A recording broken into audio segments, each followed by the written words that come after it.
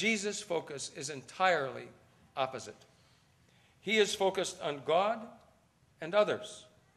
As Christians, we are called to be like Jesus. Marriage is all about relationships. God intended marriage to be indissoluble except by death. God intended that it be a safe place for both husband and wife. God intended that children have a safe, secure, and nurturing environment in which to grow. A solid marriage goes way beyond romance, sex, and affection. It is a deep partnership of two people who blend together in such a way that they are called by their Creator one flesh. Jesus laid out the principle of servanthood as a marker on the horizon that can hold us steady in marriage. Service to others is the true sign of greatness. Jesus washed his disciples' feet when he knew that the next day he would be crucified.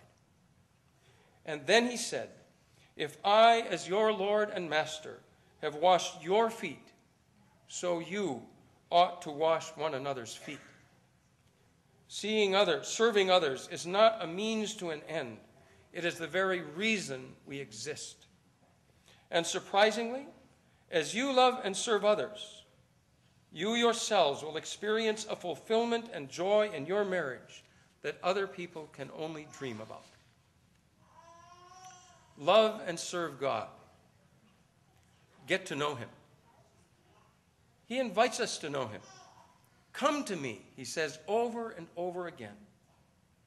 Jeremiah said, "Let not the wise man boast of his wisdom, or the strong man boast of his strength, or the rich man boast of his riches, but let him who boasts boast about this, that he understands and knows me, that I am the Lord who exercises kindness, justice, and righteousness on earth.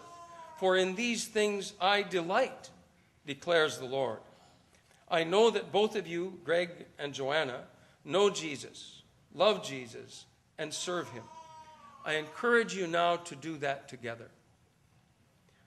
Spend time together with God.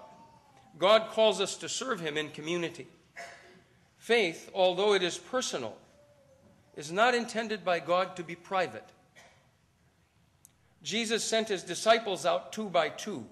Jesus prayed with his disciples privately and in public. Jesus worshiped regularly in the synagogue. His followers met together regularly. So pray together, worship together, sing together, you and Joanna. Keep music a part of your lives. Meditate on God's word together. Talk about it, especially when you are having difficulties and things are tense. Go to God together. Talk together in his presence to make decisions about your marriage, careers, and family. Make loving and serving God the most important value in your home. Joshua led Israel into the promised land. He conquered all their enemies. At the end of his life, he called all the tribes together and challenged them to decide whether to follow the failed idols of the defeated Egyptians or the impotent idols of the conquered Canaanites, or if they would follow the living God who had given them victory over their enemies. Then he added, "As for me and my family, we will serve the Lord." Gregg and Joanna, I challenge you today to reaffirm your decision to love and serve God together. Make loving and serving him the centerpiece of your life together, and he will bless you and establish your home. Love and serve your neighbor. Both Gregg and Joanna live a Christianity that acts in practical ways to help others. They are true followers of Jesus. Their friends and family present can testify to what they have actually done. Joanna and Gregg have spent their lives to this point in public service, and they have chosen careers of service to both the nation and the community. Gregg as a military chaplain, Joanna as a teacher.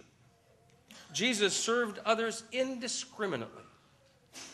Roman soldiers, high-ranking religious leaders, rejected Samaritans, foreigners like the Canaanite woman, blind beggars, lepers, the sick, the lame, prostitutes, fishermen, tax collectors, the deserving and the undeserving.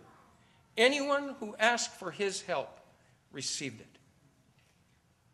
Jesus also taught the people around him. He explained what he was doing to anyone who would listen. He served those around him, both in deed and in word. Continue to serve the people around you. Don't worry about receiving back from them, not even thanks or recognition. Wherever you go, open your eyes to the needs of those around you and do whatever is within your power to serve and to help them. God himself will reward you. As Martin Luther King once said, anybody can become great because anybody can serve.